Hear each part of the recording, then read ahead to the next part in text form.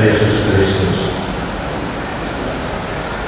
Pada hari yang berbahagia ini, gereja menghibur kita di altar Tuhan untuk merayakan 3 anugerah besar dalam komunikasi Frater Santa Maria, Bunda yang berbelas kasih,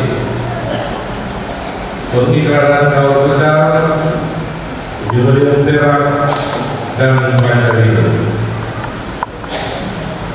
Perayaan ini bukanlah selebrasi atas keberhasilan manusia, melainkan syukur atas kesetiaan Allah yang terus bekerja dalam sejarah hidup orang-orang yang dipanggil. Karena itu tema yang kita rayakan dan hayati, hidup oleh iman, setia dalam belas kasih. Bukan pertama-tama berbicara tentang apa yang dilakukan manusia bagi Allah, tetapi tentang bagaimana Allah terlebih dahulu setia menopang manusia agar tetap setia kepada-Nya. Bacaan suci menghadapkan kita pada 2 teks yang paling benar. Nubuat Habakuk dan Injil tentang iman sebesar biji sesawi. Kedua bacaan ini mengingatkan bahwa panggilan religius tidak dibangun di atas keberhasilan yang tampak, melainkan di atas kesetiaan kepada Allah yang terus berkarya, bahkan ketika segala sesuatu tampak tidak dijanjikan. Kitab Habakuk lahir dari sebuah pergulatan iman yang sangat nyata. Nabi itu hidup ketika Yehuda berada dalam kemerosotan moral, sementara bangsa Babel tampil sebagai kekuatan yang menakutkan. Tergambar tadi manusia digambarkan seperti ikan yang berenang tanpa pemimpin. Habakuk tidak menutupi kebingungannya. Dia bertanya kepada Allah, mengapa orang fasik tampak menang? Mengapa kejahatan dibiarkan berkembang? Pertanyaan itu bukanlah tanda hilangnya iman. Sebaliknya pertanyaan itu lahir justru karena Habakuk percaya kepada Allah yang adil. Maka Allah memintanya berdiri di menara penjagaan, berjaga menantikan jawabannya. Menunggu di hadapan Allah ternyata merupakan bagian dari iman. Jawaban Allah mencapai puncaknya dalam kalimat yang kemudian menjadi salah satu ayat terpenting dalam seluruh kitab suci, yakni orang benar akan hidup oleh iman. Kata aslinya emunah tidak hanya berarti percaya secara intelektual, melainkan menunjuk pada kesetiaan yang teguh, keteguhan hati, dan kepercayaan yang tetap bertahan sekalipun belum melihat hasilnya. Iman bukan sekadar keyakinan bahwa Allah ada, melainkan kesediaan untuk tetap berjalan bersama Allah ketika jalannya belum sepenuhnya kita lalui. Saudara-saudari terkasih, panggilan mutiara seorang Frater CMM tidak jauh dari menara penjagaan. Pendidikan adalah sebuah menara penjagaan. Di ruang kelas, di asrama, di komunitas, para frater melakukan benih yang seringkali tidak segera menghasilkan buah. Mereka berhadapan dengan keterbatasan sarana, kemiskinan keluarga, luka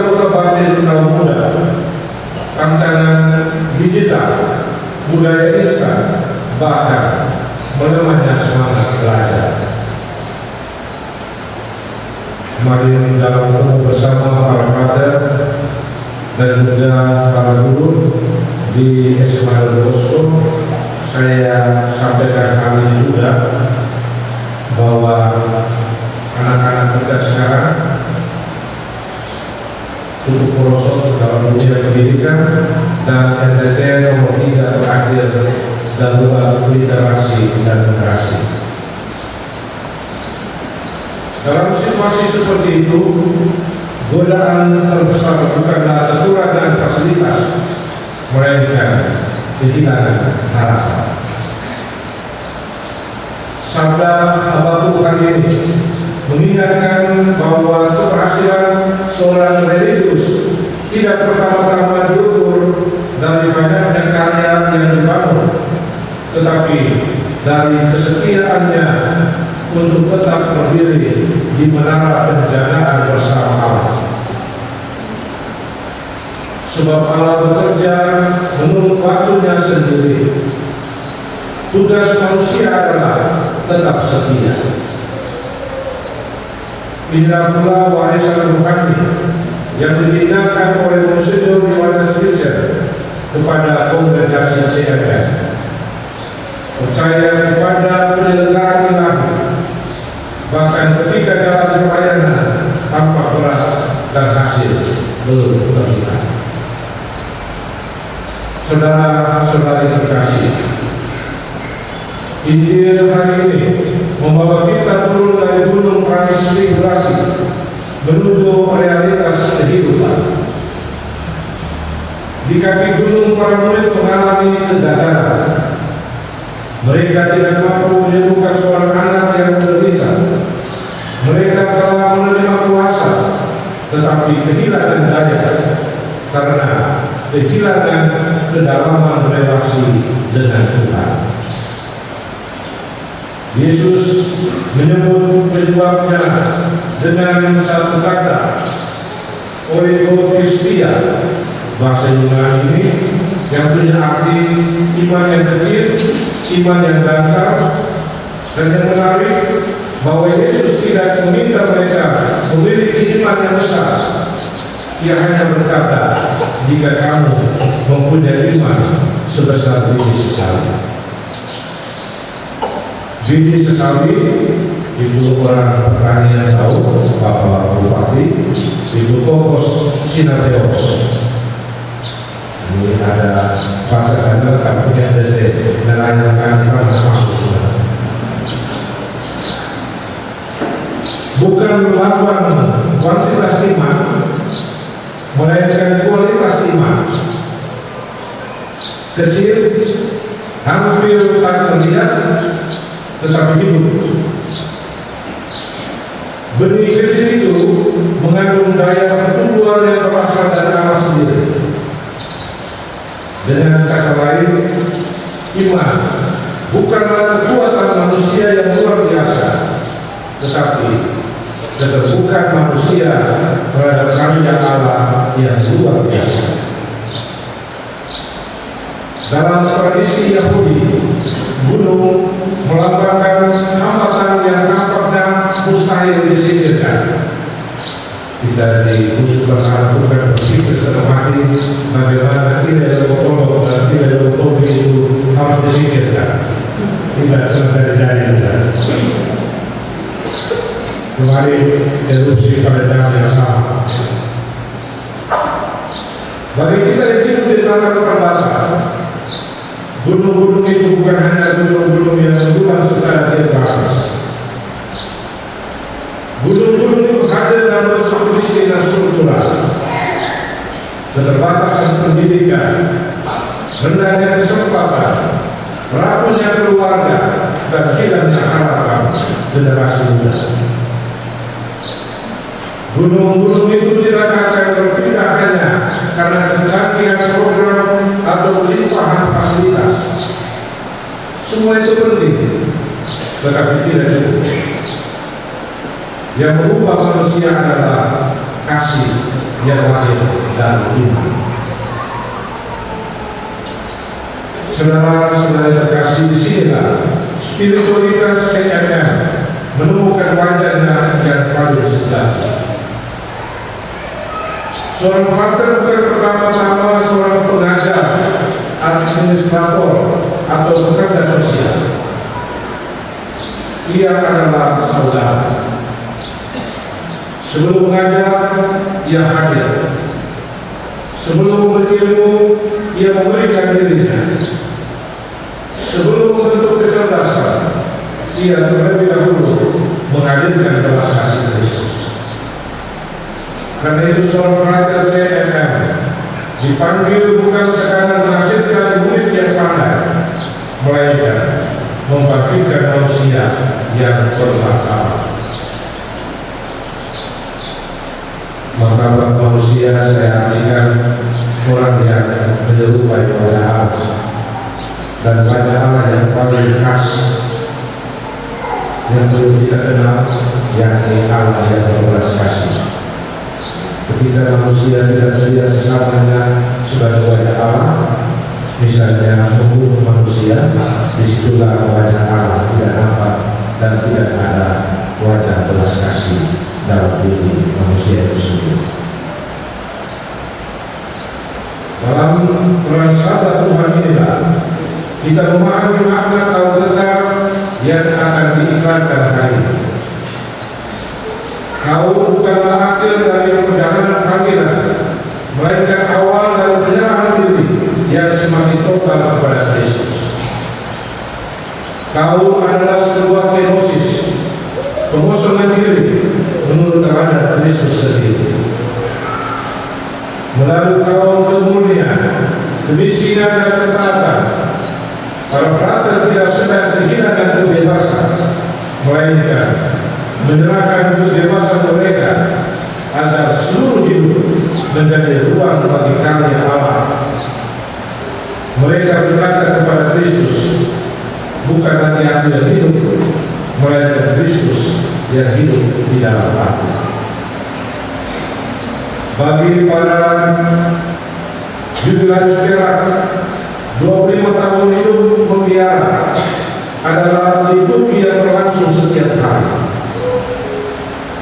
Liturgi itu tidak hanya dirayakan di kapel, tetapi juga di luar kelas, di komunitas, dalam suka dan duka persaudaraan, dalam penghasilan maupun kegagalan pelayanan. 40 tahun hidup membiara merupakan kesaksian bahwa rahmat Allah sungguh tercubur. Kesekian yang panjang bukanlah hasil kekuatan manusia, melainkan buah dari rahmat yang terus menolong. Karena itu para jubilaris menjadi kitab suci yang hidup, tempat generasi muda dapat membaca bahwa Allah tetap setia kepada mereka yang mempercayai hidup kepada. Saudara-saudari terkasih, seluruh sabda yang kita dengarkan hari ini mencapai puncaknya di altar Ekaristi. Di altar ini Kristus kembali mempersembahkan dirinya demi keselamatan dunia.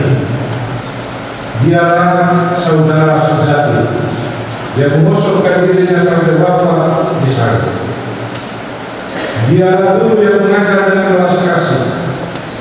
Dialah roh hidup yang memecah-mecahkan dirinya agar dunia memperoleh kehidupan. Sebentar lagi para frater yang bertahun-tahun akan mempersembahkan hidup mereka. Para jubilaris akan mempermahalkan syukur atas perjalanan panggilan mereka. Namun sesungguhnya persembahan mereka hanya memperoleh makna karena dipersatukan dengan kurban Kristus sendiri. Tanpa Kristus, kau adalah janji manusia. Bersama Kristus, kau menjadi sakramen kehidupan yang menuju kepada kerajaan Allah. Di bawah naungan Santa Maria, Bunda yang berbelas kasih, kita mempercayakan seluruh kongregasi CMM terutama para frater yang hari ini mengikrarkan kawan-kawan serta para jubilaris saudara dan bangsa ini. Semoga Maria yang tetap berdiri setia di kaki salib mengajarkan mereka untuk tetap berdiri teguh ketika pelayanan terasa berat, tetap rendah hati ketika berhasil, tetap penuh belas kasih ketika menghadapi kelemahan sesaat, dan tetap hidup oleh iman ketika hasil karya belum terlihat. Kepada seluruh umat Allah, marilah kita terus menopang keputusan para CNN dengan doa, kerjasama, dan persaudaraan. Sebab pendidikan bukan hanya tugas para frater, melainkan misi seluruh gereja untuk membangun manusia menurut cinta Kristus. Kiranya anak depan Bapa terus melahirkan generasi yang berakal dalam iman, bertumbuh dalam pengetahuan, dan berbuah dalam belas kasih. Tuhan memberkati.